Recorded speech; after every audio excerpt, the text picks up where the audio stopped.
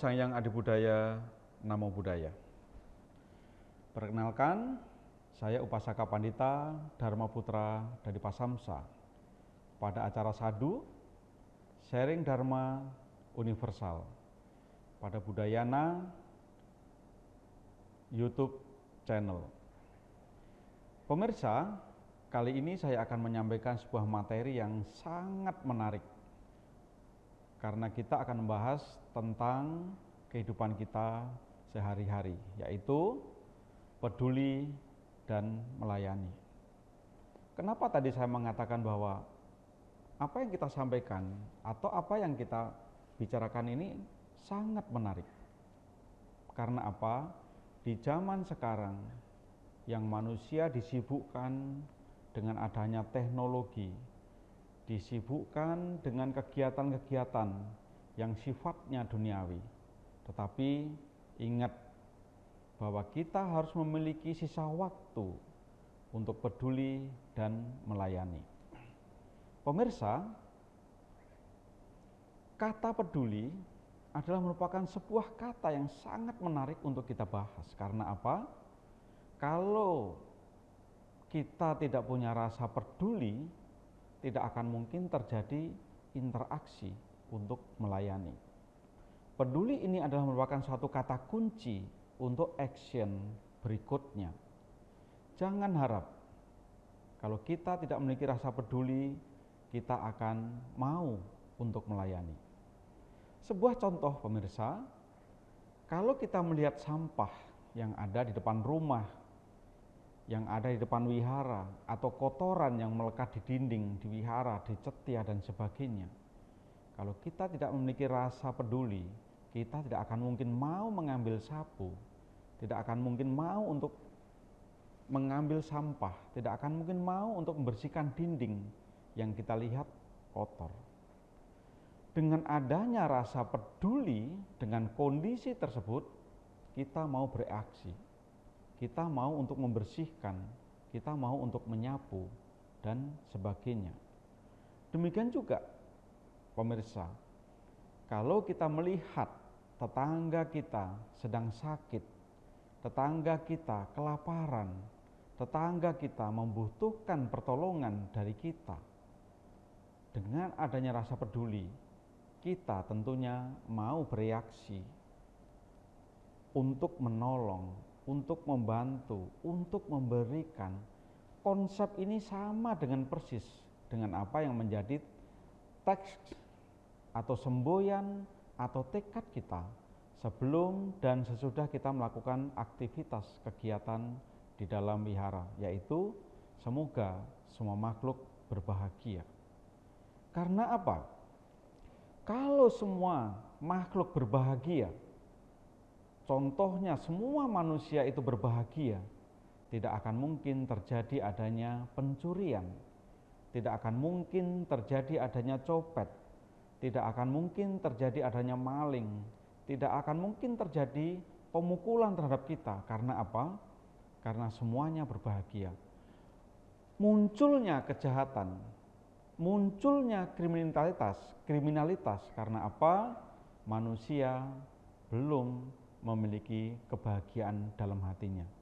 Sehingga pemirsa, kita hendaknya harus memiliki rasa peduli kepada orang lain, sehingga orang lain akan mendapatkan suatu kebahagiaan persis dengan kebahagiaan yang kita miliki.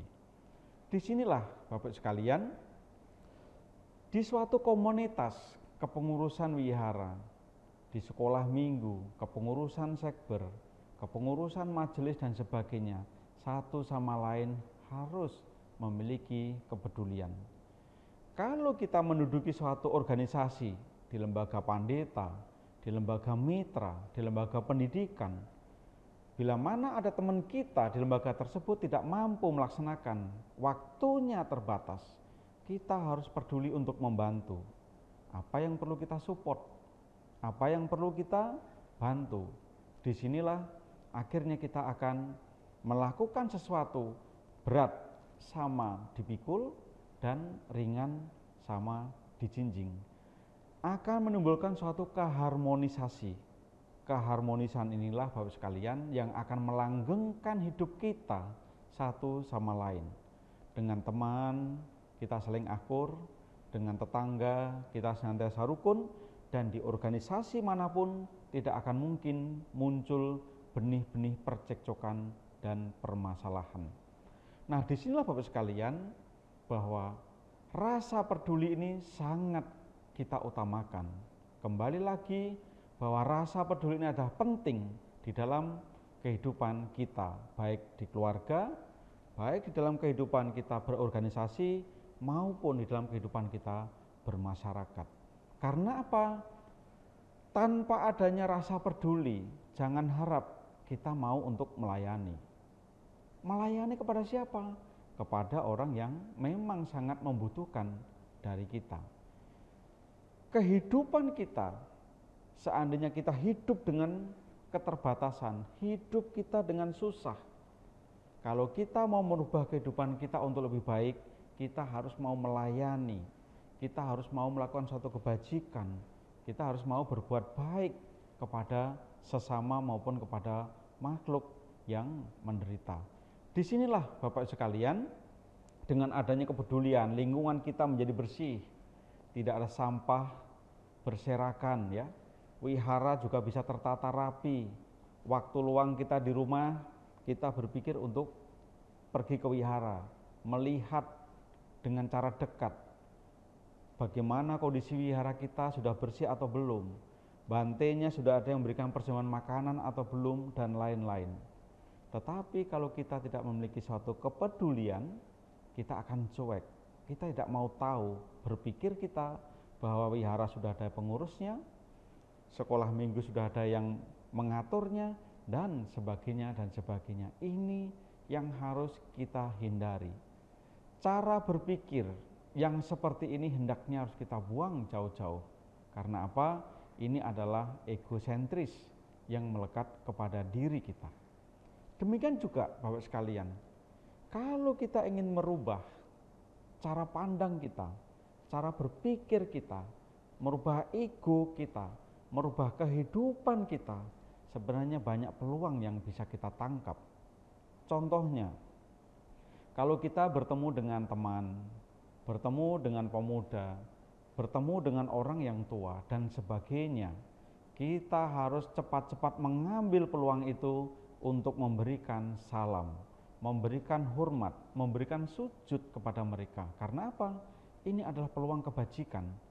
Ini adalah rasa kepedulian kita untuk menghormat, daripada peluang tersebut didahului oleh orang-orang tersebut, sehingga kita tertutup kesempatan kita untuk menambah kebajikan.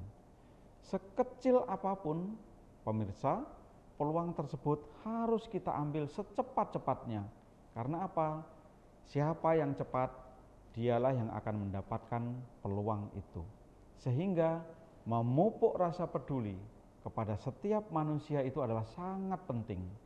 Karena apa? Urutannya, setelah kita peduli, saya yakin, saya jamin, para pemirsa senantiasa pasti mau melayani kepada orang yang memang patut untuk kita layani. Kita tidak boleh berpikir, mereka punya strata kehidupan lebih tinggi. Mungkin kita hanya memandang secara ekonomi. Mereka mungkin punya intelek yang lebih tinggi, karena kita mungkin memandang dari sudut pendidikan. Tetapi tidak semuanya orang kaya, orang yang sukses secara ekonomi tidak berarti tidak membutuhkan pertolongan. Masing-masing ada cara yang bisa kita lakukan untuk menolong orang atau teman kita atau sahabat kita, tetangga kita yang kita anggap sukses dengan cara yang lain. Contohnya, mungkin musim hujan, kita lihat tetangga kita itu gentengnya bocor, sedangkan tetangga kita tidak bisa untuk betulin. Kita tawarkan diri untuk membantu supaya gentengnya itu bisa rapi, tidak bocor dan sebagainya. Atau mungkin contoh-contoh yang lain banyak. Terkadang kita itu tidak ada rasa peduli sehingga kita tidak mau untuk menawarkan diri, membantu kita kepada mereka yang memang harus kita bantu. Pemirsa, sebagai umat Buddha, kita jangan ragu untuk melakukan suatu kebajikan kalau memang kita yakin bahwa hukum karma akan merubah kehidupan kita. Apa yang kita lakukan pasti ini hanya urusan waktu akan merubah kehidupan kita, baik dalam kehidupan ekonomi, baik dalam kehidupan kesehatan, baik dalam kehidupan kebahagiaan. Ini pasti akan kita rasakan. Tetapi kalau kita menutup diri dengan kepedulian, kita masa bodoh, nggak mau tahu, lolo gue, kita nggak akan mungkin bisa mengembangkan parami yang ada di dalam diri kita. Pemirsa Budayana, apa yang kami sampaikan tadi intinya kami akan mengajak bersama-sama untuk berlatih untuk mengembangkan rasa peduli sehingga kita kedepannya bisa menikmati kehidupan kita lebih baik. Demikian apa yang kita sampaikan.